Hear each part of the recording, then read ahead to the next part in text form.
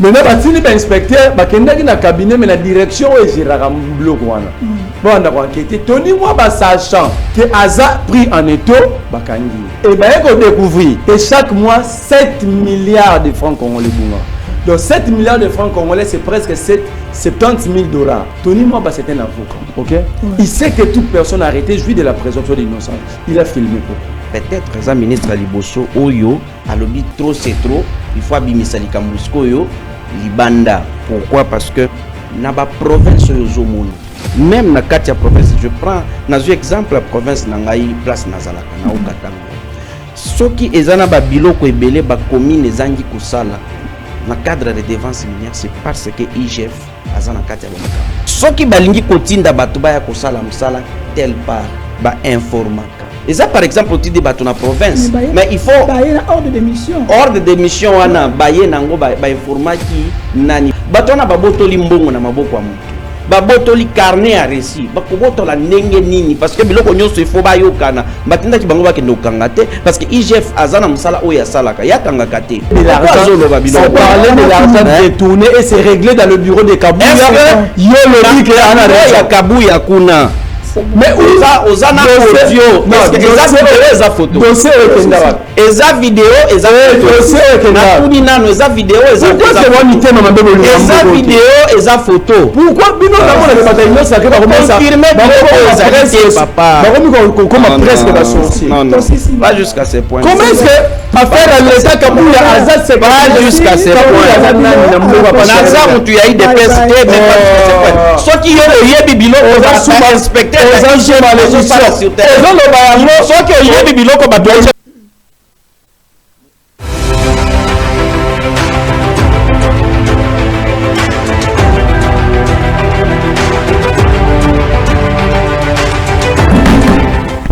Merci, bienvenue sur notre plateau Masolo Yakati. On est là pour vous informer. Merci parce que bon mesani tango nyonso ko ya babiso awana Télé News RDC pe na la Lyon officielle pona ko yoka ko landa baimboka o bazaka ebele awa pona ko partager pe ko décortiquer ko analyser surtout l'actualité politique o ezako le kawa na République démocratique du Congo, pays o ezako diriger na Tata Mokonzi Félix Antoine Tshisekedi kasi pona lelo na zalenga mokote comme le mesano to komi komesana nango ko sala débat elongo na baimboka awa pona komeka ko partager ba idée parce que son de cloche moko et mo pesa la moi mutu mais de son de cloche ça la peu moi bien pour na ba tendance on ndenge ça na pesa ki biso ba tendance ba parti politique ba tendance ya ba yimbo ka pe niveau nini congolais aza kozela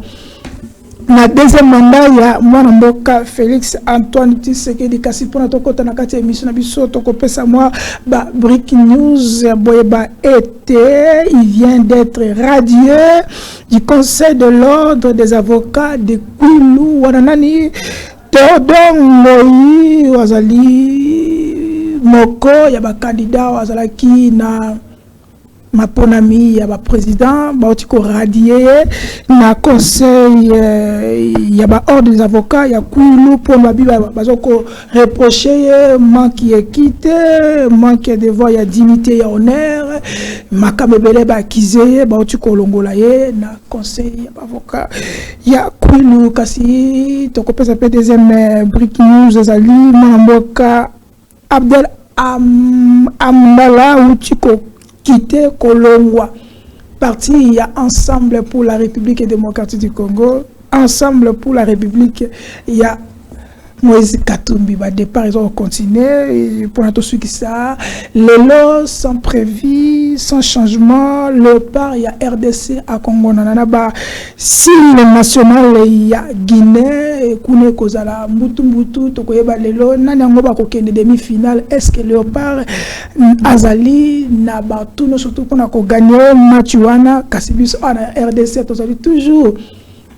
Na science malgré que équipe nabiso to polité to gagné mais to comme la quart de finale RDC lo makasi donc nous allons entendre cela lelo na 21h heure de Kinshasa. Kasiponato Kota na Bozindoya Masona Biso. Nous avons 3 dossiers que nous allons traiter dans cette émission. Ezali dossier ya Mwanamboka défunt Chéribin Okende lobby famille na bavocat bazala ki kuna na justice pour na koyeba ndenge ni masoza okende kasi ba famille ba lobby pour na bango il faut ka ba répondre corps pour na bakunda parce que jusque là ça fait des 6 mois. Et donc, pourquoi justice est commettre en faveur de famille politique rapport il y a autopsie au Basalaki. Qu'est-ce qui se cache derrière un rapport et autopsie wana? Mais famille, ils ont décidé autrement parce que ça fait depuis des 6 mois, encore ils en ont mort que je crois déjà décomposé. Donc c'est vraiment triste. On a quatre émissions. Dossier il y a Alingeti na IGF. Na Tony Mwaba, qu'est-ce qui se passe? Qu'est-ce qui se passe là-bas? Nanyango Ibi, Nanyango Azali na fautif, Nanyango Azali auteur, il y a trouble, ordre public, comment on peut arriver jusque-là? Makambo ya l'État et comment neti, makambo privé, ko dénigrer baninga, ko dénigrer ba responsable tata mikolo bongo, to ko l'accepter na image et longo na émission to ko ceux qui ça na crise za ko leka na union sacrée de la nation, to ça comme on a après sortir ya PCR o za ko kamepa ya Vital Kamerhe awa musolo bizangaite, musolo bizali kuna, musolo bi on sait plus comment. Jean-Pierre Bemba, Bahati et tous les autres s'acharnaient contre Vital Kamerhe Yende, Azali, auteur, compositeur, il y a Isolowana. Est-ce que Zali Félix Yemoko, Tata Moko Zina Pessie, Likanisiwana, est-ce que ça la regroupement na Katia Union sacrée, Zali problème, Zali péché parce que ton moni, Dani Banza et Longona Samaloko ne basali pe abango dabe, Kasinanga Mope Adab Kuna, Baza ko acquise.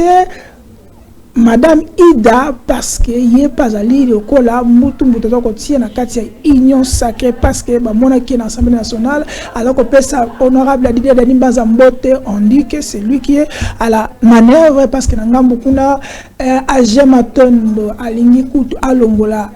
Madame Ida na regroupement na bango ya a une heure après on a remplacé comment ça se passe là-bas, mais nous allons voir parce qu'on attend encore le gouvernement, on attend encore qui sera le président de l'Assemblée nationale parmi les dossiers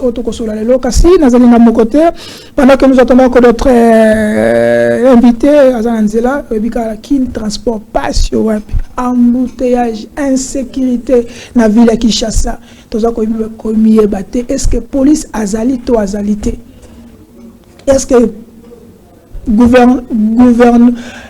gouverneur de la ville, il y a Kinshasa, comme il faut, comme torté. Ministre intérieur, Azawape, on a Kinshasa insécurité. Dans l'ensemble de la ville de Kinshasa, dans l'ensemble, il y a RDC insécurité là presque partout. Qu'est-ce qui se cache derrière l'insécurité? Mais tout ça, mon boka. Mais alors, vous l'homme du coup de poing, Azali Awa, avec les kamikazes et opposition. Je ne sais pas pourquoi vient au kamikazes et opposition. Telongona, Bakongona, invité Moussa Zokoya à Sananzela. Mais nous allons commencer avec Marlon Vunvu, mon boka. Nous vous souhaitons bon week-end et bonne journée. Mbote ndeko Charlie, mbote na bakongomani nyonso. Mbote na bato nyonso bazwi libakwa kolanda biso. Mais tikala lo ba de makambo ya liboso na kobanda na makambo koleka na village Kindobo. Omoni ndeko Charlie. Eza sima ya Lansele. Na sima ya mausolée ya Papa Tshisekedi. Omoni Charlie président de la République Tshisekedi Félix Alobaki, il faut rompre avec le passé. Les erreurs du passé. Moi, je crois que l'erreur, parmi les erreurs du passé, il y a aussi Makambo et Roboto la Rabato Bama Belé Nabango. Dès qu'on a biso, Kouloutou na biso Didier Bidimbo, aujourd'hui, il y a un bon Belé. Didier Bidimbo, ministre Hydrocarbures, actuellement honorable. Dans le but que ça directement y. Ce que ça y était, ça battu dans la cabinet parce qu'il y a un nom qui circule. On dirait que tu chargé de missions. Ah ben, avec les génies blancs. On dirait que tu as chargé de missions à l'idée de comme on a Dadou et Tambi. Papa, c'est plus de 56 hectares. Il y a ma maman veuve. Il y a orpheline, batu na pasi. Et ça, batu mususu, tant que bazu bazu mabele wana, pour pas ça ba Congo mani misala, azakana aux États-Unis, mabele ba koko na batikile banda bané 70 habiter le quoi to koli dans les États-Unis à côté crédit bancaire, a tie porchere dans so mi bangulu, ba so apesi ba Congo mani misala, asali ba plantation ba banane, bango ba ba botoli mabele na ba buki nyonso. Alors, na bangulu ya bato et monanité. Oh, mais je te dis. On les a pillage, tes alliés. Nous avons mis tout là, eza démolition, eza pillage, eza encore. Si on bateau va côté ba crédit bancaire na États-Unis. Oh, souga. Ba raison c'est parce que si le bateau va jouer misala, bo baxi ba chômeur, tout le monde va chômeur. Parce qu'il y avait au moins 70 personnes qui travaillaient dans la ferme. Alors, vous voyez les 70 personnes, en réalité, c'est plusieurs personnes parce qu'il s'agit de familles. Oui, car derrière une famille, il y a toujours une famille encore. Ba maman ya batu bazole la ndonga Charlie. Je suis allé na kuti maman mo ya 82 ans, na kuti papa mo ya 60 ans. Donc papa na zolo bana maman na mbongo na nga ya retraite. Seigneur. Na sombi moi mabelo pour la la retraite na nga. Congo peut retraite on va pesa mbongo malonga te. Moto sa ka bo moine so asali mosala RPM ya luki mo place au PM. Ba ba botoli yango et je me pose la question comment est-ce que le magistrat na biso ba fonctionnaire? Bon sambisi batu. Batu wana bazu raison. Ba ken étape mususu au lieu magistrat, je pour la raison de la sécurité à magistrat longtemps à communauté initiale na e. Magistrat wana a commis na ko balukela batu bazana raison. D'interpeller le chef coutumier. Le chef coutumier a dit banda année 70 mikanda zo zaranango ya moto yebi famille etambe te. Bato to yebi za ba victime o mo ba botoli ba mabeli ata ba maman bozo mona o. Le chef coutumier a l'équipe na ba média a expliqué que ayebi batu wana te ba abi banda tata na bango na année 70 ba yebi famille na bazo tanga na bango te etambe. Alors, moi je demande à Didier Bidimbo, pour l'honneur, parce que chaque jour, Alobaga défendra la vision du président de la République. Ouais. Or, le président de la République, Alobaga, vision, c'est d'abord le respect de l'homme de Congolais et Congolaises. Donc, il faut mettre les Congolais au centre. Il faut un état de droit. Ndekonangai, Kulutulangai, honorable Bidimbo. Est-ce que Yomo Vandi, ceux qui ont des parents na yo? Peut-être excellence à éviter. Hein. Mais justement, nous avons s'adresser si quoi explicite.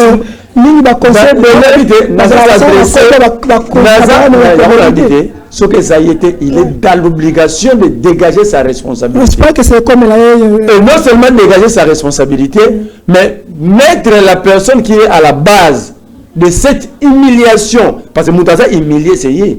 Batouana, qu'on a ce que son homme a dit que ça dit Bidimu. Mais je vous dis. Ah, mais sa réputation est excellente, oui. Alors, il doit dégager sa responsabilité pour battre la Congo. Il dit Bidimu na Congo la présidence de la République. Ok. Alors, je demande à ce que na Foukami met sur le cœur, ba maman na baza ba veuve sont des pauvres. Ba maman na baza ba mémé na biso, ba pépé na biso. Ba okende wapi, ba papa ya mikolo bongo bazola londe ba kimike, ba remotonga ba tante. Et plus grave, ndeko Charlie ba komi ko teka déjà place one.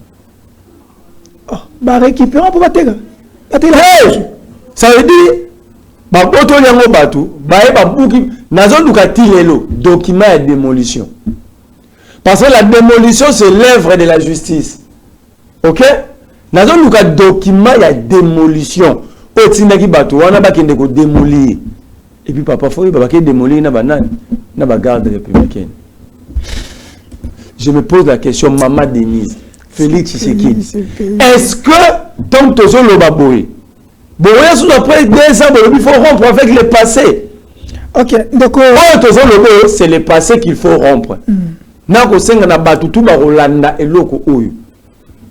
Ba lui que président de la République ba kumisaka za mutu ya aza imanize aza aza animé l'esprit humanisme aza altruiste azwa mutuka na ye na sei na président de la république azwa mutuka na ye akotsa na mwasi na ye mama na biso mama Denise na kadi akende na village Kindobo derrière mausolée ya papa na ye.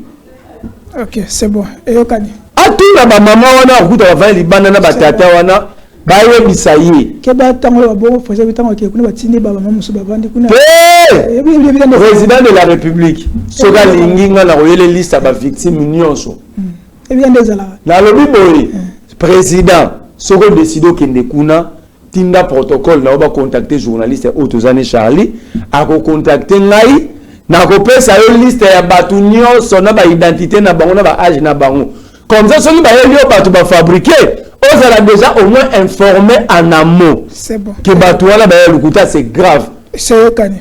Donc pour notre côté, on a des 3 sujets mais on vient de radier le pasteur Théodore Ngoyi na conseil à l'avocat ya Kwilu. On a vu qu'il y a une équité, une sensibilité. Quel est votre point de vue? Après le mariage, c'est comme si après ça, qu'est-ce que votre point de vue? Je n'ai pas vraiment la maîtrise à dossier. Je ne sais pas pourquoi est-ce que va radier. Je ne sais pas quelles sont les règles. C'est l'avocat pendant la Kati. Ce qui est vrai, va radier. Et je sais que l'avocat, je crois qu'il a été attendu pour donner ses moyens de défense. Ça, c'est constitutionnel. Et puis de trois, on a dit qu'il y a des voies de recours. On a barreau à Kwilu, mais il y a les conseils d'ordre national des avocats. Donc on a dit qu'on ça la recours. Mais si les raisons évoquées et s'avèrent vraies, donc ils ont raison. Mais si ça s'avère faux, c'est une humiliation et c'est inutile pour qu'un corps d'excellence comme corps d'avocature va tomber si bas. Bon, mais je crois que au niveau Nabango, ils avaient pris la mesure de l'autre acte opposé et je crois que Théodore il va continuer à suivre. Mais plutôt, moi, je souhaite plutôt bonne chance au PDG Chabani Record parce que les gens dans le procès, Azosambalelo, Azosambana Banana Nabalé qui n'a mis Balé Jonah Junior, Balé qui n'est propre. Ma garçon, on a mis Balé qui a Chabani Record. Ils avaient tenté de tuer Chabani Record, bah tirer 5 balles. Balé qui n'a propre. Bah tirer 5 balles dans corps. Question ton papa na bango mukuba Chabani Akoufi. Je comprends. Ton mukuba Chabani Akoufi. Bah kena maman 6 section. Bah bike Chabani Record pardon. Levé Gabriel. Azuba Lupang Oya Mukolo Kongweb. Lupang Oya Kongweb Zalaka et levé Chabani. Gabriel a démontré que le Pangwana a joué à abonner des documents de vivants de leur papa. Mais plutôt, il s'agit de sous parce que pendant mes enquêtes, j'ai tombé sur des audios et des vidéos. Si c'est à cause de ça, moi, je me suis quand même, j'ai travaillé dans la vie, j'ai quand même quelque chose. Ce n'est pas un problème. C'est pour ça, si vous discutez, pour vous loyer, je peux vous donner des portes. Mais vous devez reconnaître que du vivant du père, il y a un mikanda, il y a une photocopie, pour que vous fassiez un bureau à l'État, du vivant de la paix. Ça là, et grave, ça que grave psychologique. Et l'autre est tiqué dans le dossier, il y a qui balé qui n'est pas mis balé. Un jour, c'est pas ça. Dans ce dossier, la pénalité. Mais ce qui m'a tiqué, un jour, j'ai mis balé, c'est pas ça comme instructeur à la police. Ils ont formé les policiers congolais pendant qu'ils n'ont jamais fait la police et l'armée. Avant, entre Joe et Junior,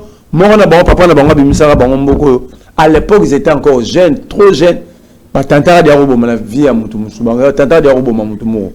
Ce sont des accusations graves. Non, gravité, c'est vérifiable. Ok, c'est bon. Et grave, qui met dans Brazzaville. Clandestinement. Ok. On arrête parce que ce n'est pas notre thématique. Ce n'est pas notre thématique, mais c'est gravissime. Moi, je ne le dis pas dans le cadre de dossier sous Chabani. Je suis en train de démontrer la faiblesse ou la fébrilité y a des services Nabiso. Comment la voie autorisée entre Congo, Kinshasa et Brazzaville? Et ça, beach mobile. Mais les gens entrent par Kingaboua, tantôt Maloukou. Alors, même s'ils entrent par Kingaboua ou Maloukou, quel est le rôle de la DGM et de la police des frontières? Parce que c'est comme ça que tu subis sa attaque. Au moment où on a des rébellions, ça remet. Non, Charlie, pardon. Ce n'est pas notre thématique. Ce n'est pas notre thématique. Non, mais ce n'est pas notre sécurité. Il s'agit de notre sécurité. Parce que lorsqu'il y a fébrilité dans la frontière, ça pose problème. On passe à autre chose. Non, mais pourquoi on passe à autre chose. Non, c'est la vérité. Aujourd'hui, si les Congos subissent des attaques extérieures, Rwanda, Ouganda, parce que Zambie à côté parce que il y a un problème en termes de gestion de la frontière. C'est bon. Je recommande au nouveau député élu, s'ils sont réellement élus, s'ils pensent qu'ils sont là pour le peuple, c'est le moment de réformer, de porter des réformes à profondeur dans la loi belé, surtout sur la police, la DGM, la police des frontières. Si on n'est pas sécurisé, nos frontières ne sont pas sécurisées, nous allons que subir parce que c'est aussi le problème des moyens aussi, il faut savoir. Non, parce que dans nos frontières, ce n'est pas notre thématique, parce que tu as 10 minutes sur ça, parce qu'on doit rentrer dans. On aura le temps d'en parler. Nous avons besoin de tout le monde dans la frontière. On a la carte était quelque chose. Mais il faut une loi qui prouve. Il faut aussi les moyens pour. Mais justement, il faut d'abord une loi pouvant bien encadrer et être bien exécutée et accompagner cette application par les moyens, véritablement des moyens pour assainir le secteur. Sinon, nous tous, l'insécurité est qui paraît la majorité de l'opposition. C'est bon. Donc, Robert, qui est la image, il y a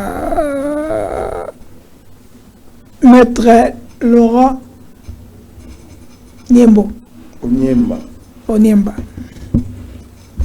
C'est bon, allons-y.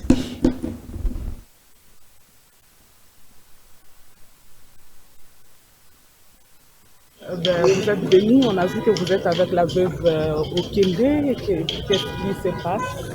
Bon, écoutez, le père de M. Cherubin Okende, la veuve, ses enfants, ses frères et sœurs ont constaté que ça fait 6 mois que M. Okende a été assassiné dans des conditions crapuleuses. Quel n'a pas été son étonnement de constater qu'on a fait l'autopsie il y a 4 mois et que jusqu'aujourd'hui, on n'a pas l'issue de l'affaire. Elle a adressé plus de 7 courriers aux autorités du parquet. Il n'a jamais reçu la moindre réponse. C'est à peine que le divisionnaire du parquet vient de donner le draft d'une copie de la lettre du procureur signée depuis autour de la suite réservée à nos courriers. Et donc, le procureur vient de nous recevoir. Il a répondu que le corps était déjà à disposition de la famille de M. Cherubin Okende. Alors, la famille estime qu'on ne peut pas donner le corps sans avoir mis à la disposition de cette dernière les rapports de l'autopsie. Parce que si l'autopsie n'est pas à la disposition de la famille, eh bien, la famille n'a aucune latitude de la contester et de demander une contre-expertise. Mais parce que la famille est aux abois, la famille est fatiguée de prolonger ses deuils, elle vient de lever l'option définitive d'enterrer M. Cherubin Okende sans aucune autre forme de procès, sans aucune procédure quelconque, sans contrainte quelconque. Parce que le chef de l'État, qui est le champion de l'État de droit, a dit que la justice devrait faire la lumière sur l'assassinat de M. Okende. Le gouvernement s'est réuni. On a contacté les pays amis pour exiger l'expertise avérée en vue de participer à l'éclosion de la vérité. Mais que la famille est aujourd'hui, je voulais dire, déçue de constater que 6 mois après, elle n'a pas reçu la moindre information sur les circonstances de cet assassinat crapuleux. Elle décide donc aujourd'hui de faire le deuil de M. Okende, de l'enterrer, et elle ne compte plus venir au parquet et elle tourne le dos à la justice congolaise. Elle va s'adresser aux institutions internationales pour demander que la justice soit faite. Et la date de l'enterrement est déjà décidée? Non, ici la famille vient d'être informée par le parquet que le corps est à sa disposition. Et donc ce n'est pas ici, elle doit se concerter. Vous savez que la famille africaine est le pluriel. Elle doit se concerter pour lever l'option. Mais en tout cas, la famille veut enterrer M. Cherubin Okende sobrement, sans aucune intervention quelconque. parce qu'elle est déçue de constater que l'État congolais n'a pas pu faire justice à cet homme qui a donné toute sa vie pour le Congo et qui a été ministre, qui a été député, qui a été un acteur important pour les tournants politiques actuels. Et vous, comme avocat de la famille, comment vous prenez la... Comme avocat, ce n'est pas ici que je dois parler. L'avocat, je suis censé parler à la barre. Et donc ici, je vous donne la position de la famille. Il n'y aura plus de barre? Non, mais bon, il n'y aura plus de barre parce que la famille estime qu'elle ne va plus aller à la barre. Merci Derek Loukeba, merci na bino balandi boza kolanda bola ekebo commenter surtout pour partager ba émission na biso oyo to senga bino ka loko ya mutu yango na bo s'abonner pour partager parce que c'est très important pour nous pour que to évoluer na ndenge esengeli na ko banda na yo mwa mboka Merlin vous quand ça n'est plus de 6 mois famille ba moni quand de toyoki de tolani maître Laurent Onimba ba déposer ba pesi bango corps na bango ipe contre corps na mais sans rapport et autopsie donc toko conclure le lot que la famille nabiso population donc dossier honorable Chéribin akufana ka bongo et normal ka cadeau y a pas le lot to landela sous to tsika biso. Dans le même ordre d'idée, quand vous comparez les dossiers Chéribin, vous allez voir que c'est similaire au dossier à Salomon Kalonda de l'Haïti. L'État congolais sort les moyens, organise même des contre-expertises. Côté Chéribin, l'État bengagi même expert et Alibanda Mboka. Donc il a logé Bango, Abimisi Nambong pour aucune solution. Et aujourd'hui, Babimis, Salomon, j'ai dit à Félix Tshisekedi, Monsieur le Président, un autre Congolais, au-delà de Chéribin, est en train de mourir. Salomon est en train de mourir. Monsieur le Président, vous attendez que Salomon aussi puisse mourir comme Chéribin, faire des déclarations qui ne vont aboutir à aucune résolution. Salomon est en train de mourir. Salomon, c'est un élu. Le peuple de Maniema va payer confiance. Le peuple de Maniema attend beaucoup de Salomon. Monsieur le Président, que gagnerez-vous si Salomon mourait? Qu'est-ce que Tshisekedi, qu'est-ce qui changerait dans la vie de Tshisekedi si Salomon mourait aujourd'hui? Viendra-t-il faire des déclarations? Viendra-t-il décider d'ouvrir des enquêtes? On viendra ici nous dire que le président était très fâché? Ou le président doit agir, doit intervenir lorsque les institutions boitent? C'est les garants qui prennent les bâtons de commandement. Salomon là, il y a eu contre-expertise des médecins de l'État. Je me pose jusqu'à aujourd'hui la question, à quoi aurait servi cette contre-expertise? Pendant la campagne électorale, le médecin Chamala avait écrit au tribunal militaire, leur indiquant même la clinique, ce qui va opérer Salomon, maladie à Salomon. Opération Salonga en Belgique, après Sina Kombo, il y a hôpital, il y a structure de santé. C'est là qu'il y a un plateau technique adapté. Le monsieur le président, vous voulez écouter nous qui passons dans le média, vous voulez écouter ni le médecin de Salomon, vous voulez écouter, vous refusez d'écouter votre propre contre-expertise, vous refusez d'écouter même le plus grand médecin parmi les plus grands médecins. Mais ce n'est pas le chef d'État qui il est les garants, j'ai bien dit ici. Oui, vous-même. Si les institutions boitent, il y a un arbitre. Chef d'État là-bas qui n'a il y a une émission qui je ne suis pas censé avoir si on me forme pas. Mais pendant autant de mois que les gens passent dans les médias, pendant autant de mois, le procès Salomon est télévisé. Donc le président ne suit pas la télévision. Le président avait seulement suivi lorsque Jeko Béa était en intercation. Et puis c'est ce que le président avait suivi et il a réussi Jeko Béa. Ok, c'est bon. C'est similaire à Chéribin au Kenya. En termes immédiats. C'est très grave. Les gens sont en train de blaguer. C'est très grave. qu'un dignitaire, un élu du peuple, un représentant du peuple soit tué comme un chien. Il n'y a pas un rapport. Non, soit d'abord tué comme un chien. Enlevé à la cour constitutionnelle. Et curieusement, ce jour-là, les caméras de la cour constitutionnelle n'avaient pas fonctionné. Est-ce qu'il y a même des caméras là-bas aussi? Il y en a. Ce jour-là, pendant ce temps-là, les caméras, et ça l'a quitté, la cour constitutionnelle. Ça, ni le procureur a enquêté sur le dysfonctionnement des caméras. 2. Il y avait plusieurs ministres démissionnaires à cette époque-là. Pourquoi le juge de la cour constitutionnelle n'avait convoqué que Chéribin Okende? Lui qui n'était pas au pays, les autres étaient ici, il n'avait jamais convoqué Christian Mwando, ils n'avaient jamais convoqué les autres membres, les autres démissionnaires, même ceux qui n'ont pas fait partie du gouvernement, parce qu'après le gouvernement de Lukamba, il y a Issa Malukonde, tous les ministres n'étaient pas reconduits. Pourquoi la cour n'a jamais interpellé les autres là pour déclarer leur bien? C'est aussi à 10 ans. Aujourd'hui, c'est similaire à Salomon. Pourquoi? On a organisé des enquêtes. C'est l'État congolais, le président, qui a dit un État, véritablement État, est bâti sur la recherche perpétuelle de la vérité. Mais aujourd'hui, on remet les corps sans la vérité. Où est le rapport de l'autopsie? Où est les rapports des enquêteurs? Et moi, j'ai dit à la famille Chériba, vous devez réquiser cette remise des corps. Okay, parce que vous n'allez pas enterrer votre frère comme un chien. Il faut que les responsabilités soient établies. Et je me réfère à Papa Molière. Papa Molière, ici, à Kinshasa, il avait dit que Chéribin Okende a été tué par les services, ce n'est pas moi. Okay. Mais pourquoi on se précipite, je cite dans 10 secondes, pourquoi on se précipite à remettre les corps pendant qu'il y a des gens il y a des plaintes par-ci par-là. Par exemple, il y a une plainte à Bruxelles contre les chefs des renseignements militaires congolais. La famille avait porté déposé une plainte contre l'inconnu. Pourquoi tout ça n'a pas trouvé réponse, mais on remet les corps? Ok. Honorable Dounia, vous êtes en retard, mais bon, on comprend parce que les embouteillages et tout, tu as vu comment ça se passe chez nous. Na Villa Kinshasa.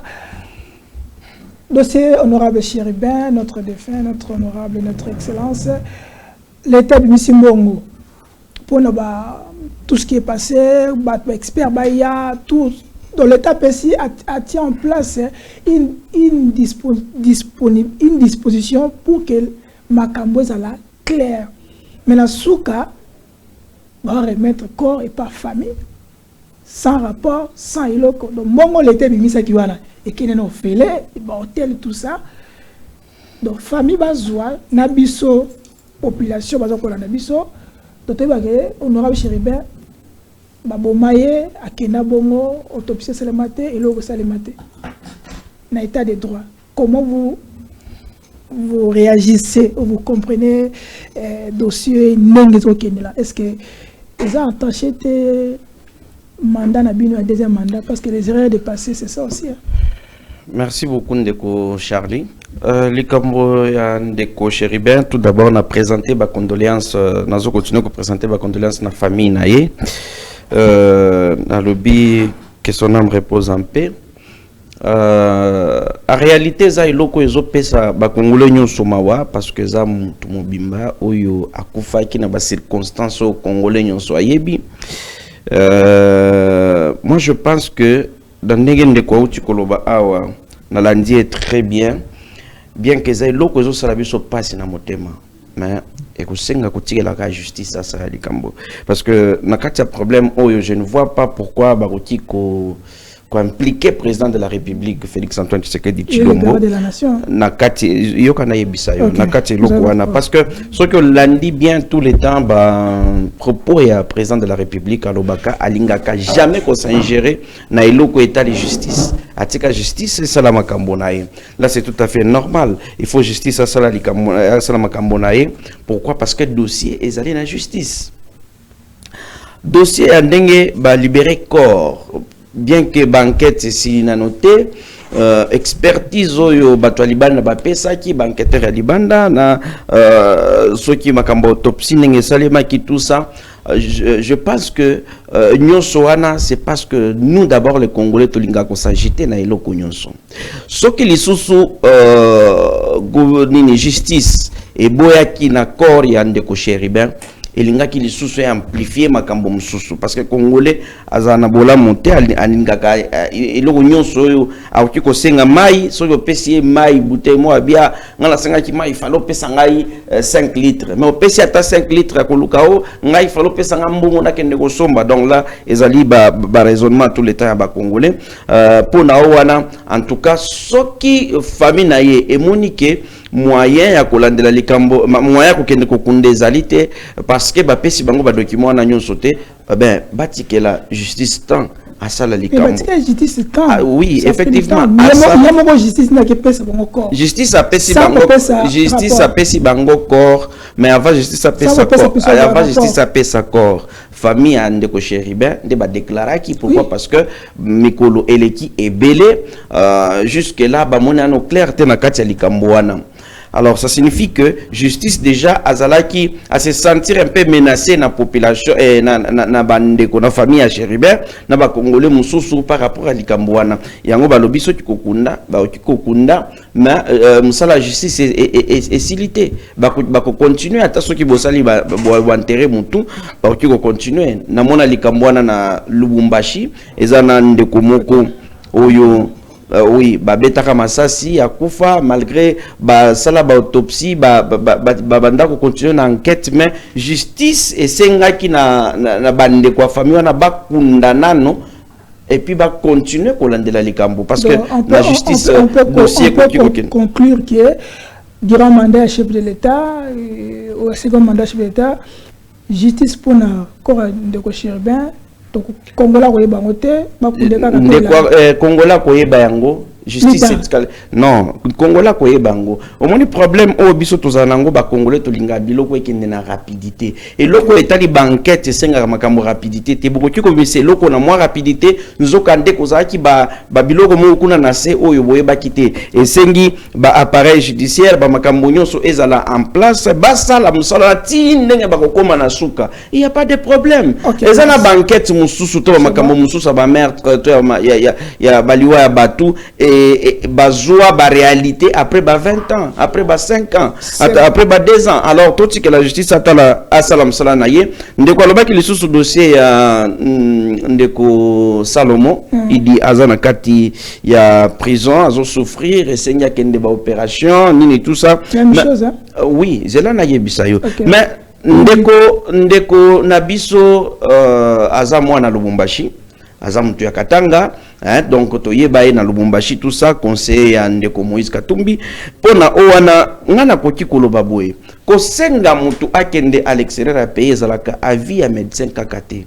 soki azali mokangemi et ko senga justice ayeba que est-ce que soki atikiye mutu akende ko se faire soigner à l'extérieur est-ce que n'enga enquête si na noté akoki mateto ekozala ndenge nini est-ce que tokokisi makoki nyonso kotinda mutu akende ko faire soigner libanda totele ba garde parce que même ici ceux qui mutu na prison à côté hôpital et senga ka ba garde bazala na pour ba surveiller alors elokwana il faut toyebela yango toute la justice à salam salam. Ok, pendant que nous avons vous parole le code de la conception image il y a Batoino ça que sa déclaration par rapport à aux écoles entre Dani Banza na groupement il y a AG Maton yango tokolo belango mais le commerce honorable Dounia Alobi oui c'est bon toujours déplorer mais on doit laisser justice à Kenya na yenga kenda même après 10 ans après 15 ans tu aura la solution nango. Vous avez 2 minutes parce que nous courons derrière le temps. Honorable, c'est une aberration. Les honorables ont proclamé. Ceux qui peuvent proclamer qu'il n'est pas député, il faut le présenter dans la casquette. Na casquette aux honorables zelana papa ezako déranger te il faut l'interpeller directement pour oyeba dignitaire d'état va bien ngaka nani yoza dignitaire oui pour ton information ce qui oyebité ayebi yango c'est bon c'est que c'est ça on rebondit là-dedans c'est un problème donc Yaliboso c'est un accidenté politique. Ah bon? Oui. Ce sont des jeunes où tout le temps dans le bureau d'apprendre de la politique et puis vous en avez information. Il dit le chef de l'État à l'Obagi qui est à Saint-Gérard, à Saint-Mixaraté, n'a pas fait la justice.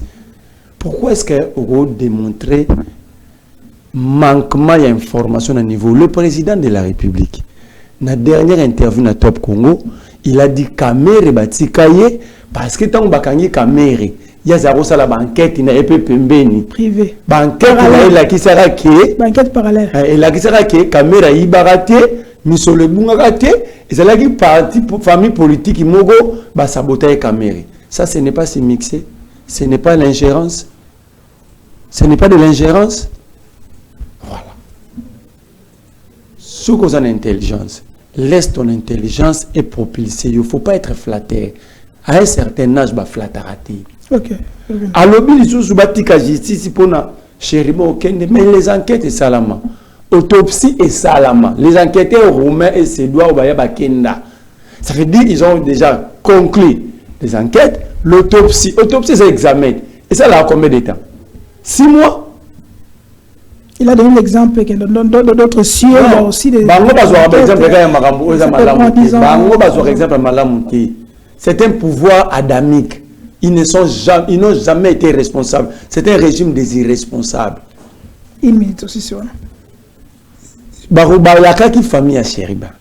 Le chef, le président de la République est sacré par la loi. Ses paroles sont sacrées. Il a promis que nous allons bâtir un État assis sur la recherche perpétuelle de la vérité. Cela veut dire que dans la famille, et le but que nous si la vérité est éclatée, est-ce que la vérité a éclaté? Ils ont contredit le président, ils ont contredit le magistrat. Troisième élément, voilà encore Dani Banza envoie son homme pour s'attaquer à Salomon sur ce plateau. Mais c'est Dani Banza qui a orchestré l'arrestation de Salomon. Peut-être que le gouvernement a un déficit informationnel. Le nom de ton président ou autorité morale de ton parti est couché dans un PV à la demi-heure. Dani Banza, Maloba peut-être que Dani Banza Moussoussou, il a utilisé un agent de l'ANR au nom de Patrick Nyungu Wabaluba. Cet agent a été attendu dans le dossier, dans le cadre de l'affaire Salomon, dans la demi-heure, et CBC a bel et bien cité Dani Banza Maloba. Alors, tu es culotté quand même.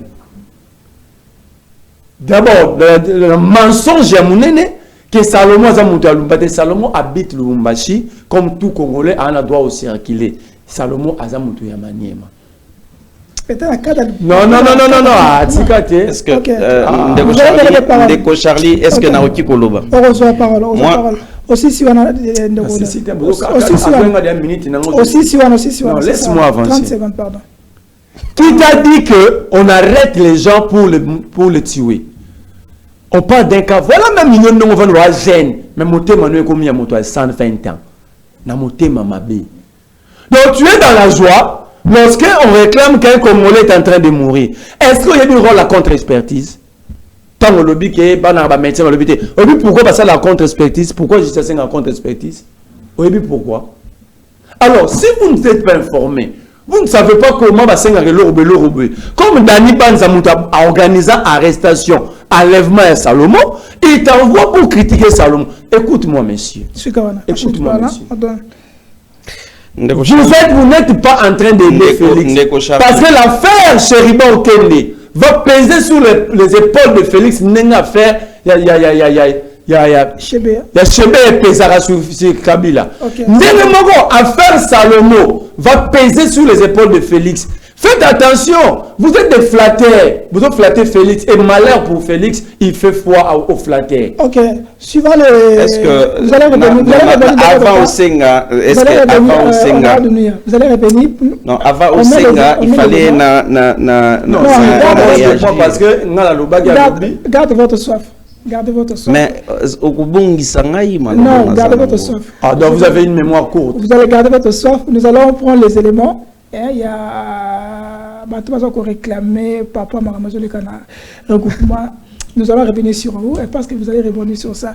Donc, Derek, si nous sommes encore dans le même diapason, nous pouvons suivre cet élément et nous allons revenir après. Restez là. Suivons. Déclaration. Malheureusement, depuis que nous sommes ici, Madame Ida a donné l'ordre de ne pas ouvrir la porte.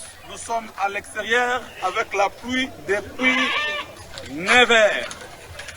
Nous, les membres de l'AIN, nous fustigeons et nous condamnons cette prise en otage de notre regroupement AIN par Madame Ida avec la complicité de M.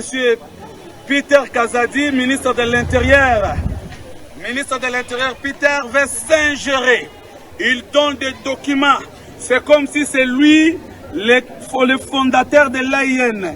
S'il se réveille, il donne des documents à celui qu'il veut, qu'il dirige notre regroupement.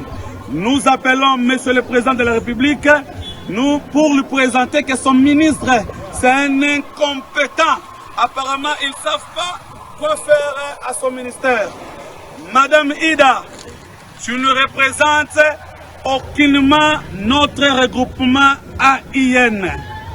Retire-toi, tu es député, élu membre de l'AIN, soumets-toi à la hiérarchie de notre regroupement.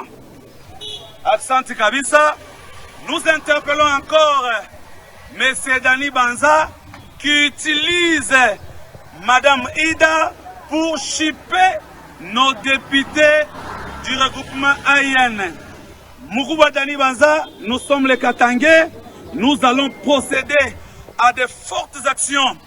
Mourilanga, chef de l'État, c'est Mourouba leader Moukatanga. Ici, chez nous, Moukatanga, chef de l'État, a voté. Ma preuve, Kwako.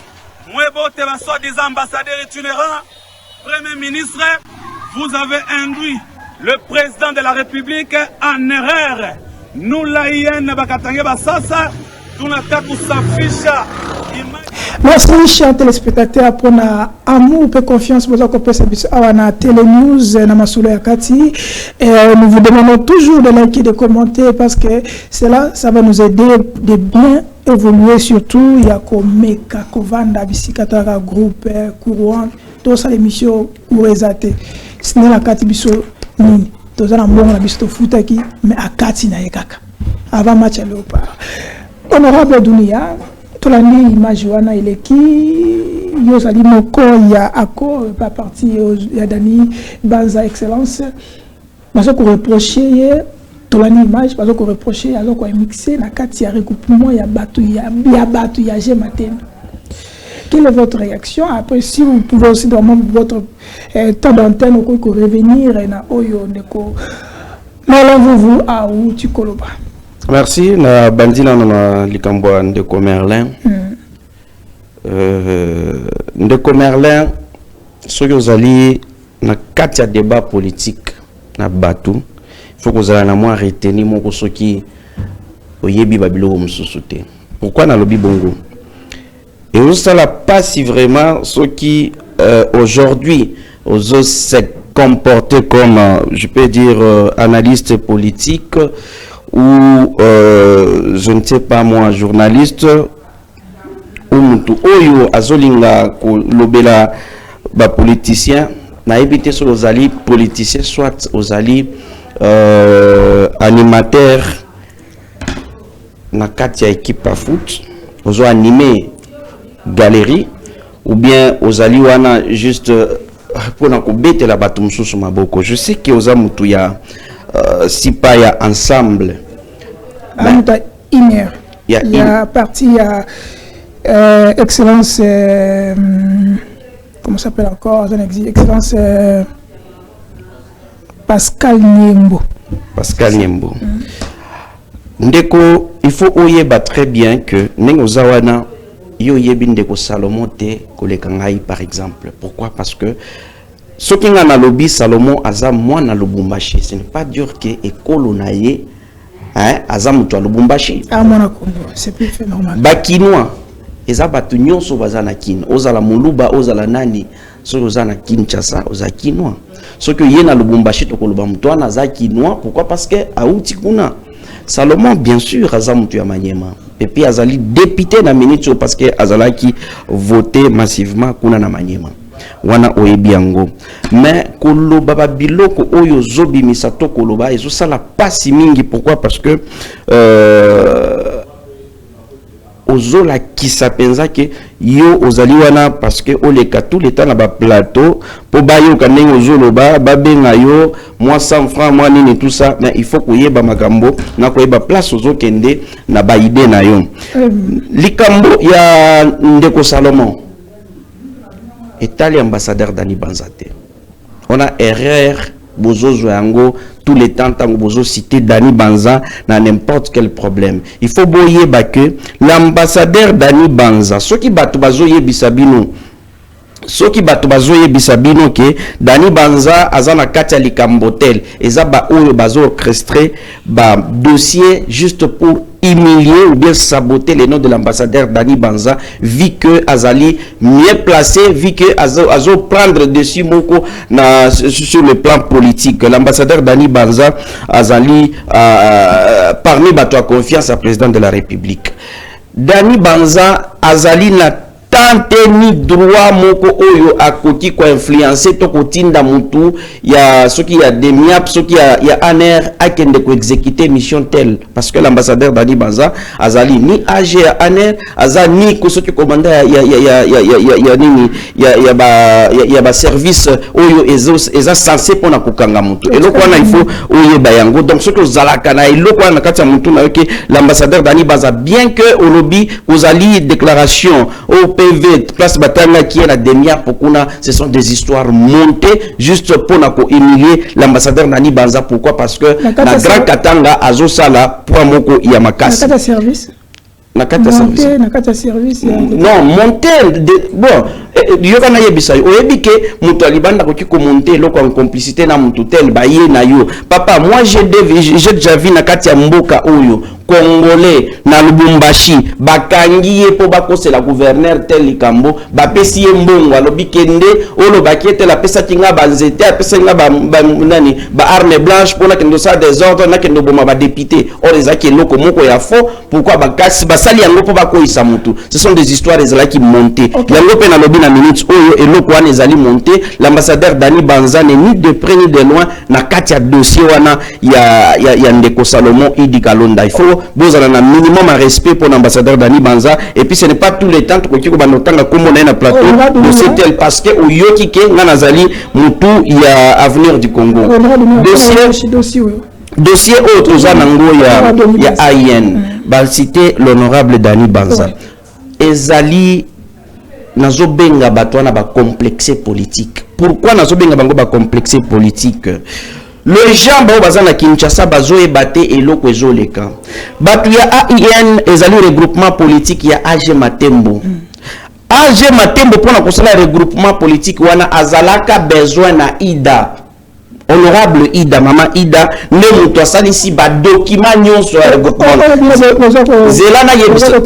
zela na yebisa yo nde mutu asalaki ba document zana ba document nyonso eza pe na réseaux sociaux ba document et puis ministère intérieur tangu AG Matembo Ida qui na campagne AG Matembo luki a changé pourquoi parce que ceux qui a suivi ba ministre belé et ba député bela kozana ba ministère mais ceux qui Ida tikali wana comme présidente il y a regroupement wana ça va et quoi empêcher yé à gérer ba makambo misusu pourquoi parce que c'est ça mais il veut que ceux qui azana seni avant de contrôler makambo surtout alors c'est pourquoi a créé loko wana pour atia mpanga wana ceux qui mpanga a commissariat na place oyo Ida azali basali le tira ba document na ministère intérieur tango Ida kozonga akena ba document na ministère intérieur pour alande la dossier ministre de l'intérieur à lobby non ndenge ba document nyonso ba versement ya bambongo ba document nyonso akosenga ko bofo la regroupement politique ezana kombo ya Ida signature na ye donc ça signifie que droit ezali pas na ye azongisi na ba droit na ye malgré kozongisi na ba droit na ye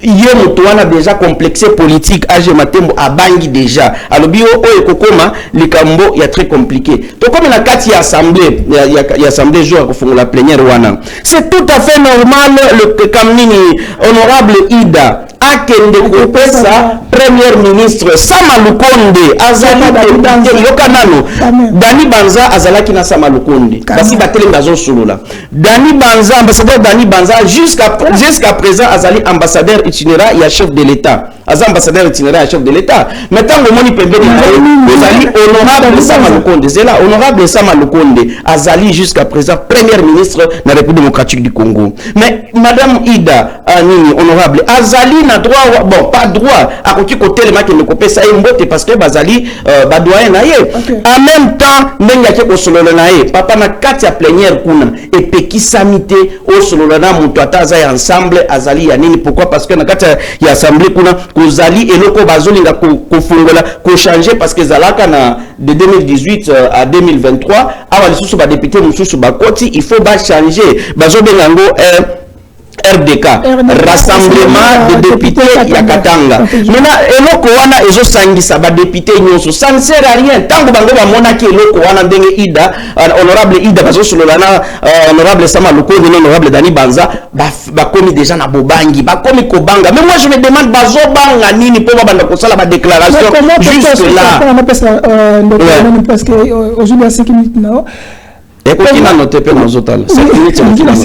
Comment battre sacré bazoko attaquer même ministre intérieur comme incompétent par rapport à une rétablir moment de la place c'est ça c'est pourquoi on a zoloba batu ebele bazaba complexé politique na minute on a zo senga ba autorité morale ba parti politique wana net parti au regroupement ya AIN autorité morale nango il faut suspendre batuana pourquoi parce que le vice-premier ministre de l'intérieur azali n'importe qui té na kati mboke puis azali membre ya union sacrée il faut qu'on ait un minimum de respect pour na kotanga ba autorité wana beaucoup plus à Batubazo Finga, Bazoloba. Ce sont les gens qui na Grand Katanga, influencés par Batu Oyobisoto Yebi. Est-ce que osa au courant que Dani Banza Bataxa qui est que Dani Banza Zali Mouchara Zapio ya Dani ya Moïse Katumbi. On se fait archifo kozala politicien ya tel parti et qui cité Bosolola tali kamboso ki beaucoup tani boye. OK ozala ngana yeso ki to bimi awa libanda. To kosolola pourquoi parce que toza ba congolais, toza ba ndeko, toza batu. Wana eloko fo balongola ngona motema batu wana pe batika ko influencer. Yé baba oya zomi benga baba wa Katanga nani oya zombenga baba ya Katanga age matembo aza baba wa Katanga sur base ya nini nani tupatia ki atika ko influencer batu ba créer des ordres na kati ya Grand Katanga pour na koluka à s'accaparer na pouvoir on va dire les images na kati ya union sacrée bazoko tirer au boulet rouge par-ci par-là après qu'on critiquer VPM Vital Kamere pour na PCR le commission sous Dani Banza, le Bukuna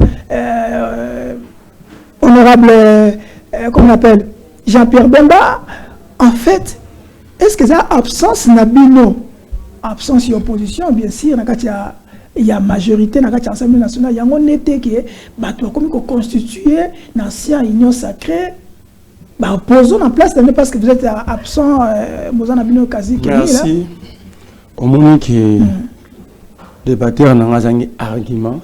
D'abord, à le regroupement à Batou. Si vous lui posez la question, comment est-ce que Dani Banza s'est introduit dans le regroupement Batou, à le montage. C'est bon. Continuez. Continue. Apparemment, vous avez un papier et un stylo. Continuons. Allons-y. Déjà, il faut interpeller Abi Demia Pekosilagi Dani Banza Maloba. Donc, j'apprends sur ce plateau que nos services de renseignement est composé de menteurs. On parle d'un PV, il y a l'objet d'un montage. Et il accuse la demi-heure de comploter avec les gens à côté pour pas s'enguisser. Et après un exemple, Tina Lubumbashi. Il n'a pas affirmé, il a simplement analysé. Il faut qu'aux ala, aux autres, quand il a la parole, c'est bon. Les gens vont constater que si on a eu parole, même ils ont parce que aux autres, n'importe quoi. C'est bon, c'est bon. tu me traites de n'importe quoi. C'est bon. Mais c'est ça, mon toit roule n'importe. Moi, j'ai fait la pédagogie. Attention, monsieur. C'est bon. Allez faire vos blagues là.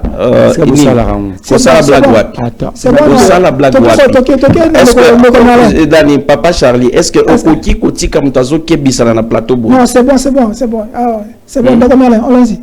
Montazo Kebisa na plateau. Ça fait partie de la mauvaise éducation politique. Quand nous allons la éducation politique, parce que ceux qui ont ça vous allez faire vos blagues là-bas. Donc vous attendez un minimum à respecter. En fait, quand vous êtes là-bas, moi j'utilise mon stylo. C'est bon, c'est bon. Même ça, dans votre parti, Dani Banza, vous en prend pas ça. C'est bon, d'accord. Comment faire les débats? C'est bon, d'accord. Continuez. Alors, il doit être interpellé à la demi-app. Il doit montrer celui qui a monté ces PV mensongers, de mensonges contre Dani Banza. Parce que ce PV que je fais à l'ISO ici a été déposé même devant la justice. Ils ont déposé et il y a un dossier à la demi-app, dossier PV wana ils ont registré, ils ont couvert. Mais il y a le montage. Donc ici sur ce plateau, bateau est comme message. Au moment où infirmier moi comme journaliste à Royal la TV, alors que partout basangana qui donc ça la coup d'état et c'est une blague. Il parle de la sûreté de l'état bati qui est. Il y a le moment où tu allez dans la chaîne mususu kuna lobby armée somi mindu ka banota ngana ba type d'arme na télé. Bati qui est. Aujourd'hui lui, il accuse la demi-app d'avoir monté un PV contre au monde qui est azala ba parole azoloba et donc eza awate. C'est bon. Le débat les cambo il faut je quitte le plateau. C'est bon, c'est bon. Je peux pas être là comme un enfant ici à Zoloba. Moi, c'est une mauvaise éducation politique. Et puis moi j'ai appris, un humain demande la parole avant de parler. Sauf les animaux prennent la parole sans demander. Okay, alors, j'ai appris, je dis pas toi. J'ai appris à l'école. Alors, c'est à toi de faire le choix. Moi, j'ai appris. Okay. Là où les humains se réunissent avant de parler, on doit accorder la parole ou demander. Okay. Raison pour laquelle, quand vous parlez, moi je note. Je vous interromps pas. Parce que je suis humain. Et je dois me comporter comme ça. C'est noté. Alors, donc, Dani Banza a tindi Moutunaye. Pour c'est la demi-app Makambu. Alors, je demande au service. Et dans le service, Moroté, il y a double vitesse.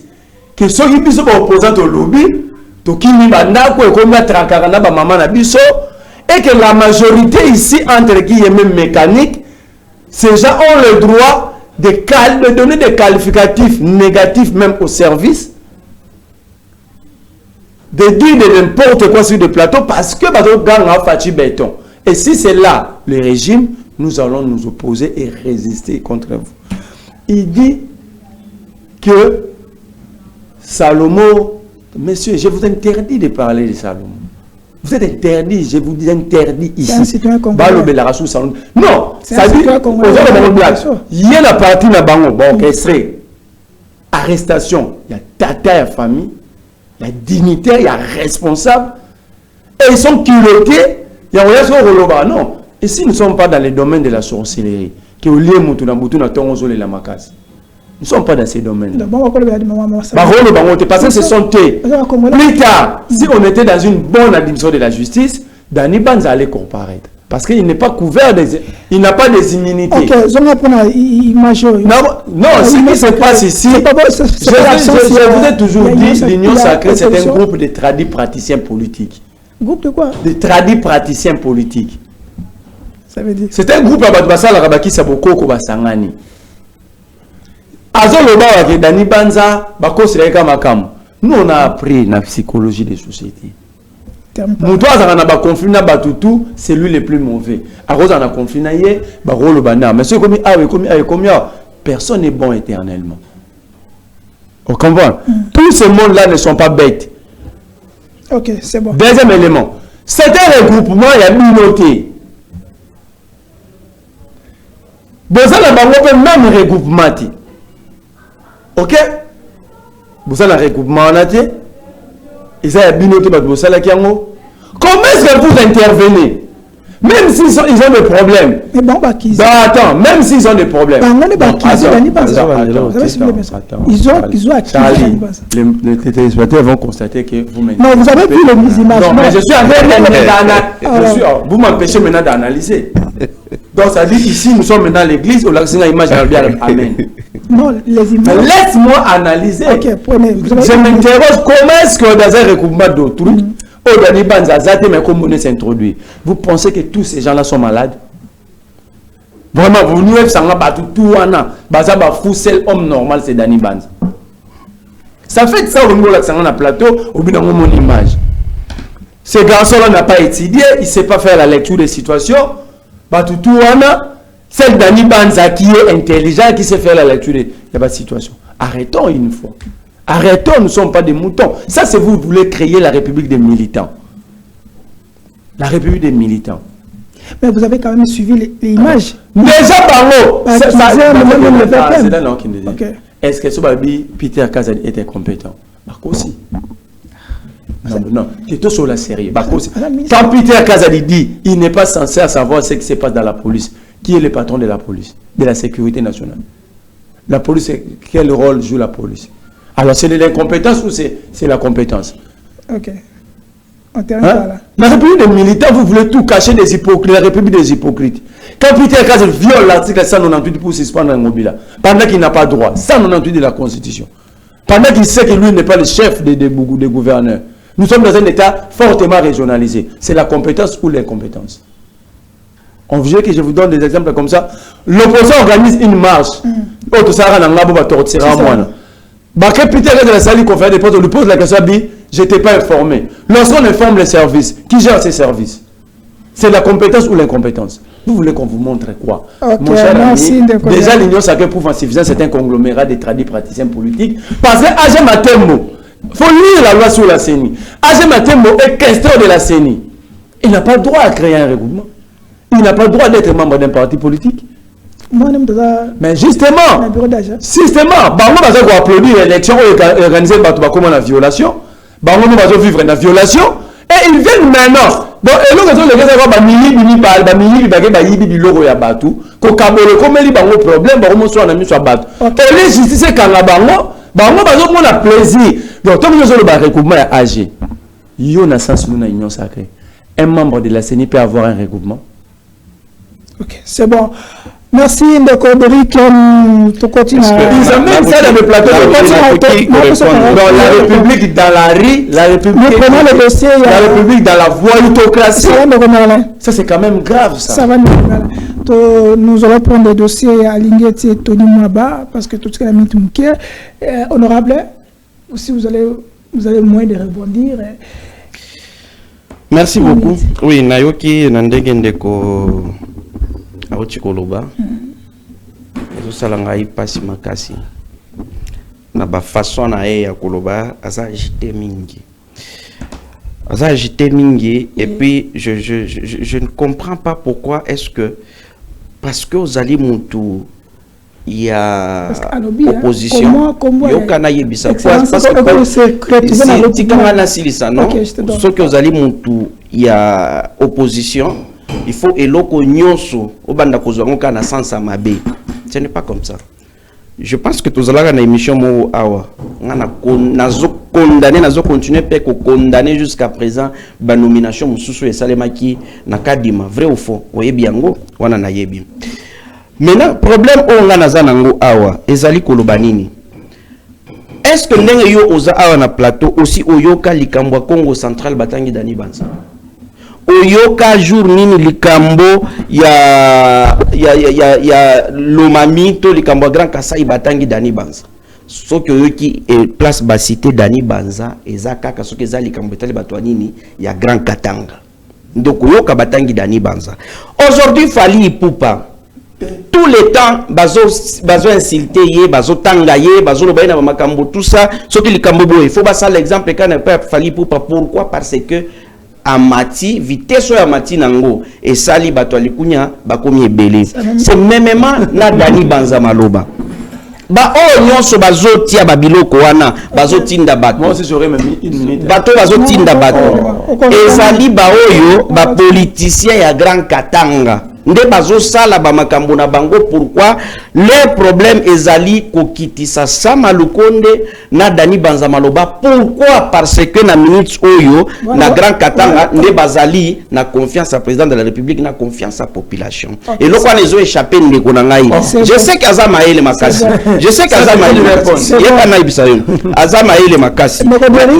Il faut ayebela yango déjà que dossier ezali nango bongo. L'ambassadeur Dani Banza na minute oyo ngana zo yebisa ye il faut botika kakotanga kwa Dani Banza tout le temps na ba plateau na bino na ba biloko o ezali lokuta en plus ya wana ngana yebisi ye na lobi ngana yebisi ye boye omoni ndeko Charlie justice ezalaka zobate dénonciation calomnieuse eza eloko bakondana kanango mutu wana il faut oyeba soki azoloba azo dénoncer azoloba babiloko alokota sala calomnie na plateau ndeko ezali bientôt za malgré otiki suki la ngai ozana no gêne alors otiki tia idée ko yoza makaka ozali je sais que ozali na ba parole oyo ezo blessé ozo ko déraper disdani Boric, suivant l'élément à Tony Mabatozo, la peste qui veut parole, il parle s'il te plaît, suivant nous allons révéler. Vous venez dans un ministère, il y a un ministre, vous êtes des inspecteurs des finances, vous débarquez dans un ministère qui est géré. La première des choses à faire, c'est se présenter chez le ministre, lui présenter ne serait-ce que l'ordre des missions qui vous envoie dans ce ministère. Que je sois ne serait-ce qu'informé que les inspecteurs des finances sont là, ils veulent faire le... On va filmer, monsieur, on va filmer. Suivez-moi. On va filmer. On vous donne l'ordre de mission, vous venez vous présenter au ministre avant le travail. Est-ce que vous l'avez fait? Comment vous pouvez vous comporter plus qu'un parquet? L'inspection des finances n'est pas au-dessus de la loi. Quand vous venez, j'apprends que vous venez chez le comptable, vous l'avez ravi 1000 $. Les inspecteurs des finances arrivent pour ravir un comptable 1000 $. Vous allez avec ça où? Vous lui ravissez tous ses effets personnels. Vous êtes tombé aussi en infraction et ça c'est du banditisme. Ça, moi je ne peux pas accepter. Quand vous arrivez, le ministère est géré par un responsable, vous présentez l'ordre de mission, on vous oriente, vous allez faire votre travail. Ici il n'y a pas de voleurs, messieurs. Que ce soit les enseignants fictifs, les écoles, tout est en ligne. Alors quand vous venez, sauf si vous avez une autre intention, et je suis informé, là on vous a utilisé, je vous dis mes chers frères, vous êtes en train d'exécuter une sale besogne. Mais ce que je n'ai pas apprécié, c'est ça. Merci à vous, chers téléspectateurs et à Télénews. Nous sommes encore là, tout que nous cochité, tout que nous quittons dans ces doigts. Avion qui est malin, beto qui est dans ces. Là, vous l'avez dit, Oeza Obama, sur la toile. Donc, Merlin. Je viens à commis par ailleurs. Comment un ministre, y a-t-il, a filmé Batouba au Moussala, Père Brandi en haut à bois qui ont les réseaux sociaux? Est-ce que tu as bien un acharnement contre toi, avec sa réputation, il y a Gialingeti, tu es à la guerre, on va toujours la guerre, mais ça a ma guerre, les acquis, oyo. Chef d'État qui te protéger, tout les alliés, mais rare au chef d'État qui est, ça doit plus passer dans le régime, il y a deuxième quelqu'un. Est-ce que l'autorité, on peut, comme à niveau de l'État et comme à les réseaux publics, les réseaux sociaux? Comme la bêtise insiste, Bataillon Sacré va insister à tout. Mon IEP a insisté. Alors, propos calomnieuse. Donc, il accuse encore la demi-app d'avoir calomnié Dani Banza. Parce qu'on a dit et outil pas n'engagé. S'il y a quelqu'un qui a calomnié Dani Banza dans le lobby, c'est la demi-app. Donc, on va décider à finir un service chaque jour. Au salut Malamou et Félix Tshisekedi suit, comme il moi béton, on va rien vous faire, on va vous faire rien. C'est votre république. Mais tenez simplement que tout coule, tout passe, rien n'est demain. Aïe, à l'obinanga, Alobi Mambouya, Denika di Massali ba nomination. Mais là, nommé aussi Félix Tshisekedi, non? Pourquoi tu ne condamnes pas? Il n'a pas nommé seulement les conseils municipaux ni les députés. Il a nommé aussi le président. Pourquoi vous ne condamnez pas? C'est cette république des militants qui est Nzozoboya.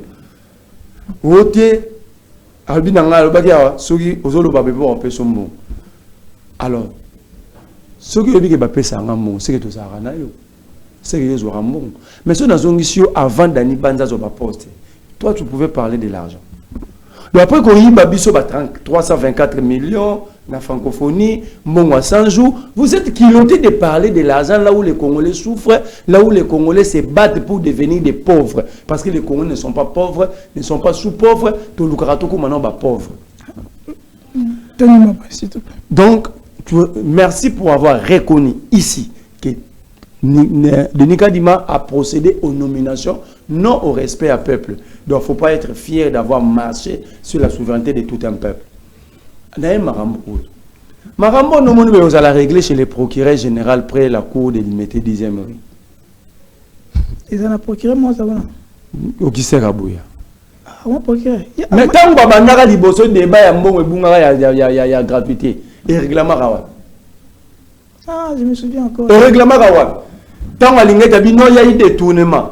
Il y a Tony Mambalobi, si vous avez continué à publier ma vidéo. Et la justice ne s'est pas posé la question, il s'agit de quelle vidéo. Et la justice a laissé un ministre faire chanter un inspecteur. C'était des chantages. Pour un inspecteur, il y a des détournements, il y a des gens qui continuent à faire vidéo. Et Alinget ne s'est jamais défendu s'il s'agit de quelle vidéo. Et l'histoire est un bon moment. Et Bungaboye, chez le procureur général près la cour de l'immédiat 10e rue, Vanda Kopesila. C'est comme ça. J'ai comme l'impression et aussi la bombe. Ces inspecteurs ont été munis d'un acte de mission. Ordre de mission. Ça c'est un. Deux. On ne parle pas. Tala, blague. Tony Mwamba c'est un avocat, ok? Ouais. Il sait que toute personne arrêtée jouit de la présomption d'innocence. Il a filmé pourquoi? Ça viole le principe. Il y a présomption d'innocence. Et qu'il a fait, c'est un professeur d'université. Il enseigne à Sénécourt, moi, ma casse, il y a droit sûreté. Droit de sûreté. Maître de Toja. Ayebi d'abord droit attendre qu'il sera non à l'université un professeur attendre qu'il sera droit de sûreté. C'est un avocat pratiquant qui a eu à gagner plusieurs procès au Yebi. Parce qu'il non, attends, même Moutoua Yebi, si la justice ne confirme pas la culpabilité, cet homme-là jouit de la présomption d'innocence. Ok? Tony Mwamba Yebi a fait Rwanda pour les gangaï. Mais ce qui se passe ici, il s'agit de Balobi Boy. Chaque année, chaque mois, l'État bimisara mon frais de fonctionnement de l'école aux ans, dans compte sa gratuité. Et bien, il faut découvrir que chaque mois, 7 milliards de francs congolais. Donc, 7 milliards de francs congolais, c'est presque 70 000 dollars. C'est presque 70 000 dollars. Et ben, il faut constater que ça fait 10 mois, ça fait 70 milliards de francs congolais. Donc, une affaire, il y a 70 millions de dollars. Et bungi. Ok? Ozo et bungi. Maintenant, si les inspecteurs, ils sont dans le cabinet, mais la direction est bloc. Bon, on a enquêté. Tony Mwamba, sachant que Aza pris en étau, Bakangi. Au moins, il y a un tweet, il y a Tony Mwamba, il y a 10 000, il y a 1000 écoles Maramou, il y a violation, il y a résidence. Ce n'est pas sa résidence. Violation, il y a ministère. Non. Autorisation, ce n'est pas lui, il est le ministre, mais ce n'est pas lui le ministère. Okay, et à Memi Baton n'a pas que conséquence à parquet. Le parquet a libéré tous ses inspecteurs le même jour, à la minute près. Je pose maintenant la question à Tony Mwamba et au procureur. Un procureur, on t'amène un dossier. Moutouba prétendre qu'il est victime. Il a battu au Tiki Bango sans approfondir l'enquête. J'ai dit au procureur, je ne dis pas que le procureur est idiot. Je ne peux pas le dire. Je ne peux pas dire aussi que le procureur était neutre. Mais j'ai dit au procureur, la neutralité, c'est l'idiotie. La neutralité, c'est quoi? C'est dire que Tony Mwamba n'a pas tort, mais Alinget et les inspecteurs n'ont pas aussi raison. Alors, c'est quoi maintenant le problème? Ici, nous parlons de 70 millions de dollars. Honorable, Merla Lobi, qu'il paraîtrait c'est comme s'il y a eu un dossier sale et dans la kati ba se rendre ba coup na toile. Est-ce que l'État, il y a deuxième mandat de l'État, est-ce que l'État pour l'État est dans la rue? Donc makambo l'État est commis na balabala. L'État est un faux sceptique na rue. Est-ce que vous confirmez cela avec les telles des accusations et tout ce que nous voyons maintenant? Na bandelika ya mandat chef de l'État. Na bandelika papa. À vous la parole. Bon, on a comprendre que ce qui ne ko alobi l'État est en cas faux sceptique. Au moni eloko oyo tikoleka et pas toni moi ba. Moi je peux dire que na minute oyo ceux qui ont SMP ko mener ba investigation peut-être les ministres ya Liboso, peut-être les ministres ya Liboso oyo alobi trop c'est trop, il faut abimisa likambusko yo libanda. Pourquoi? Parce que na ba province yozomona, même na katia province, je prends na exemple la province nangai place nazalaka na Okatanga, soki ezana ba biloko ebele ba commune ezangi kusala na cadre de défense minière, c'est parce que IGF azana katia ba makambo.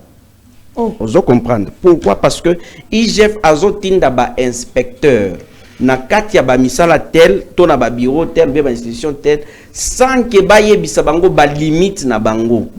Et comme soki balingi ba bimisa mbongo par exemple na ba commune ba bimisa mbongo ba sala musala tel, IGF il faut azala au courant, IGF a autorisé, IGF il faut atala soki musala wana il faut ba sala yango.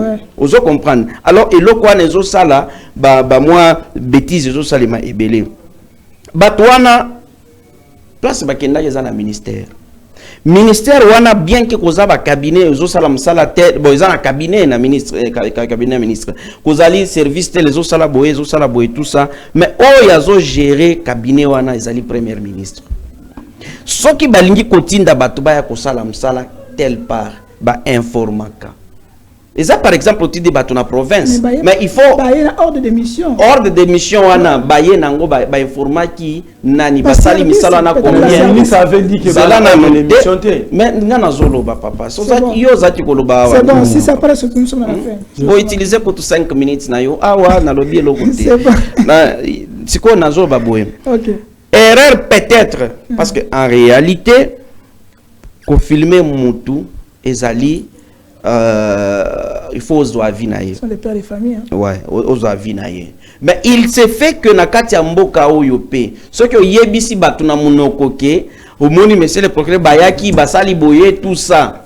Hein? Et l'autre côté ko sala nini et komona nato kokozala ba preuve. Mais pour na wana il faut prochainement na ba service na ba bureau belé batiaka ba caméra de surveillance et ça li sakapé pour balinga ko utiliser ta ba caméra de surveillance wana pour ba mona ba makambo ndenge zoleka batona ba botoli mbongo na maboko ya mutu ba botoli carnet à récit ba ko botola ndenge nini parce que biloko nyonso il faut ba yokana batinda ki bango ba kendo kangate parce que IGF azana musala oya salaka ya kangaka te il faut amema rapport so ka memi rapport justice ndako sala musala na ye. Parce que oh baboto limbongo oyebi keza infraction kozwa mbongo na maboko ya muto botola o récupérer bananyeza ba infraction o basalaki soki bakendaki na justice et que ba libérer bango wana ezali procureur ayebi oyo asali koloba te ke likambo na bango ba kokende nango soki na 10e rie pa ya procureur papa on ezali dénonciation calmonies et puis ezali je peux dire ezali makasi mais zela na yebisayo eloko moko bozo eloko moko papa eloko moko bozo bosa nezali yoka nano te papa yoka nano te lelo awa boye zela na yebisayo lelo awa boye soki yo ozali problème moni na boite sina omoni video zela nazo expliquer non conséquenté tikala loba omoni photo wana eza lokula lelo yo ozali na problème na journaliste tel ozo comprendre na journaliste tel ya chaîne tel et pekisi te ndeko Peter abenga yo na ye fansa bino isika moko alingete ya mama IDPS yo kana yebisa yo aloka kimia ozo comprendre et puis qui cite journaliste Afrique ya place mususu to chaîne mususu DG abenga yo pourquoi alingeta za mtu IDPS quel était le rôle de Kabila la minute papa toyoka nanana ozo yoka siko ba question oya nini menga na ya za kikoloba est-ce que na loba minute esili na loba o monique a créé des autres donc là ils ont ya katingo ozong sate dans la télévision ba on comprend que le plateau était pour lui, moi j'étais un accompagnateur. Mais c'est ça. C'est bon. Omoni eloko nyonso wana nazolo baboye soki basala ki yango epa kabuya ezali pour na ko sauvegarder image parce que moto atiaki inspecteur nani Alingeti et ça président de la République kabuya soit nani yo kanani na yebisa yo c'est bon allons-y moto atiaki Tony Mwaba azami Tony Mwaba za ministre na gouvernement oyo za na Sama Lukonde ministre national na gouvernement Sama Lukonde oyo président de la République azanani Félix Tshisekedi dossier wana epekisite lelo professeur Tony Mwaba pas Tony Mwaba professeur Mususu par exemple bon tozo ata professeur tozo Didas Pembe par exemple tozo professeur Mogoboye abengisa bango alibisa bango les affaires de l'état et loko boye les affaires de l'état il faut botika décision les affaires de l'état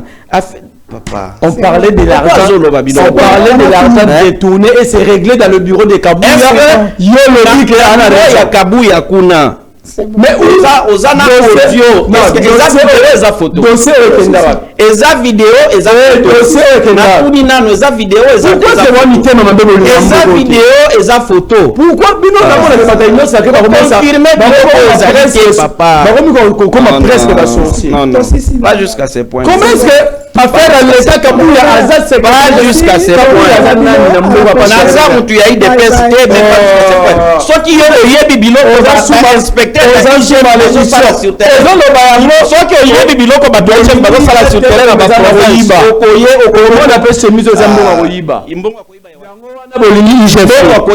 Moi